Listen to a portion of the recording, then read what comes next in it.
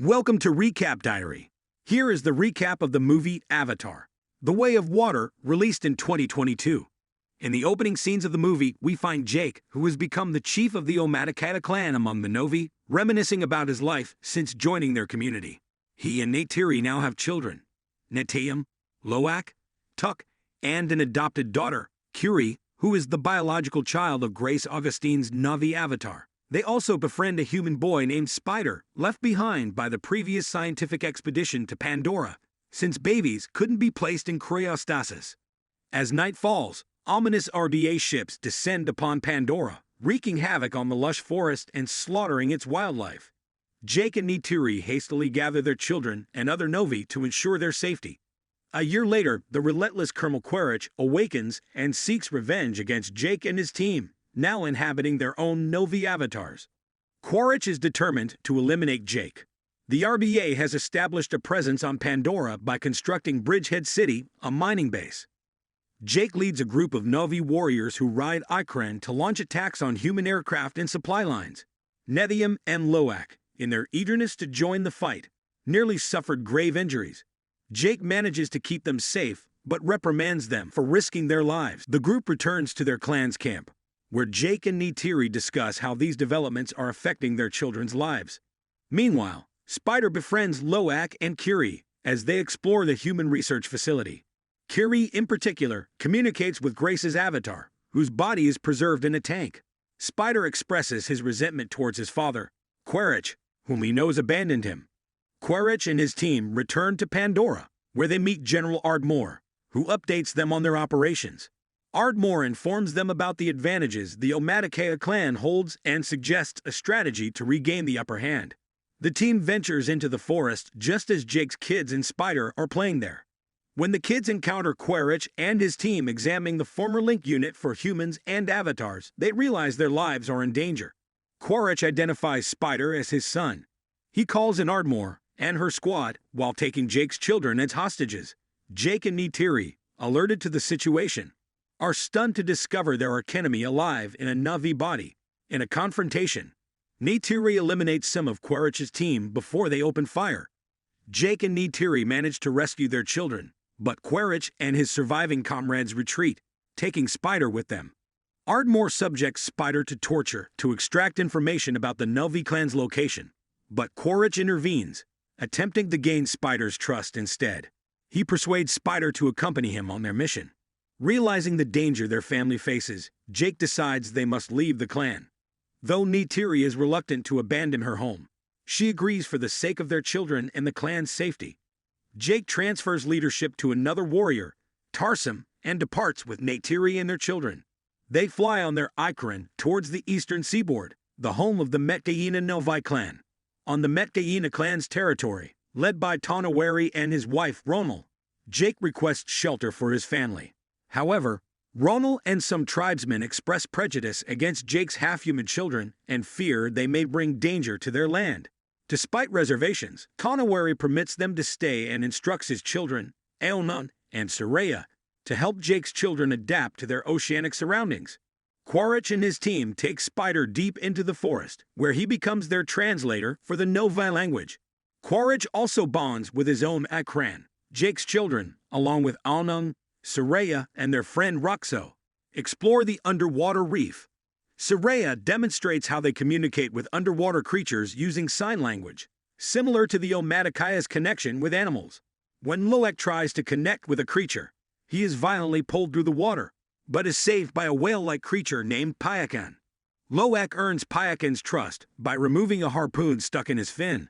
Kiri begins to feel a unique connection with nature, sensing the heartbeat of the Navi goddess, Igwa. Jake reassures her that her abilities are not abnormal. As Loak grows closer to Soraya, he learns how to breathe underwater. Soraya introduces him and his siblings to underwater creatures that provide air when they rest on their backs. However, tensions rise as Aonan and Roxo resent Kiri for being a half-breed, leading to a confrontation in which Loak defends his sister by punching Aonan. Netium joins the fight with Aonan's friends, prompting Jake to reprimand his sons for their actions. Loak apologizes to Aonan, and Aonan invites him to hunt with his friends. They venture deep into the ocean, until they trick Loak into pursuing a creature. leading to an attack by an Akula that kills Loak's mount. Loak narrowly escapes the Akula and is saved by Payakan, further solidifying their bond. Jake talks to Kiri about her changing experiences, and she believes she can connect with Aiwa. Jake reassures her, but soon, Kiri suffers a severe seizure while connected to the Tree of Souls. Norm and Max attempt to help her to no avail until Ronald revives her. Norm informs Jake that Kiri's visions may be due to frontal lobe epilepsy. Querich's team intercepts a radar signal from the gunship that brought Norm and Max aboard, leading them to a whaling vessel operated by Captain Mick and Dr. Ian. This discovery gives Querich an advantage, as the whalers are already hunting the Tulkun for anti-aging remedies. Querich and his team join the whalers, ruthlessly killing a Tulkun and threatening a Metcaina woman to reveal Jake's whereabouts. Spider, horrified by their actions, tries to intervene. The villains proceed to burn down trees and homes, prompting Querich to order an attack to lure Jake into their trap. Once again, Loak seeks to communicate with Payakan to understand his status as an outcast. Payakan allows Loak to enter his memories, revealing that he'd attacked the whalers for killing his mother and family. Loak attempts to share this revelation with the Metcaina, but Jake silences him to avoid further risk. Loak confides in Saraya, who believes in him. The whalers launch their attack, harpooning the Tulkun and piercing their fins. Ronald and other Metcaina arrive to collect materials from the Tulkun, but are devastated by the loss of loved ones. Tonawari and Ronald hold Jake accountable for leading the villains to their land. Jake points out that the Tulkun will be marked for death due to the whalers' trackers and urges the Metcaina to warn them. Loak, despite Nethium's warnings, heads off to warn Payakan, followed by Saraya, Unknown, and others. They find Payakan already struck by a tracker.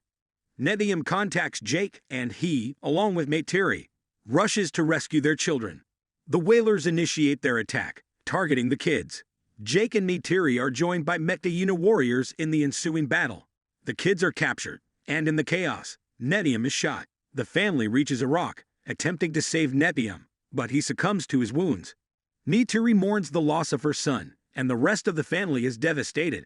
Querich contacts Jake, revealing that he has captured Kiri and Tuck. Jake enters the sinking vessel for a final confrontation with Neytiri, Spider, and Loak by his side. Neytiri ruthlessly eliminates Querich's team in vengeance for Nethium. Jake confronts Querich, and a fierce battle ensues.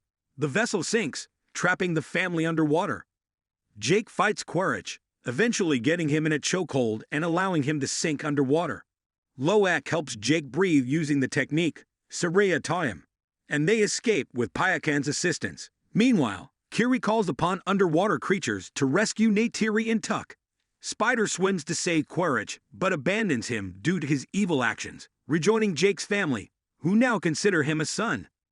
Jake prepares to bid farewell to Tonawari, but he insists that Jake and his family are now Metcaina and welcome to stay. The family holds a funeral for Nethium, placing his body at the Tree of Souls, where they are told he is with Aiwa. Jake and Neytiri link themselves to the tree, allowing them to see Nethium through memories. Recognizing this land as their new home, Jake vows to continue fighting to protect his family and their newfound clan. And that's the end of this recap. Make sure to subscribe, share, and comment.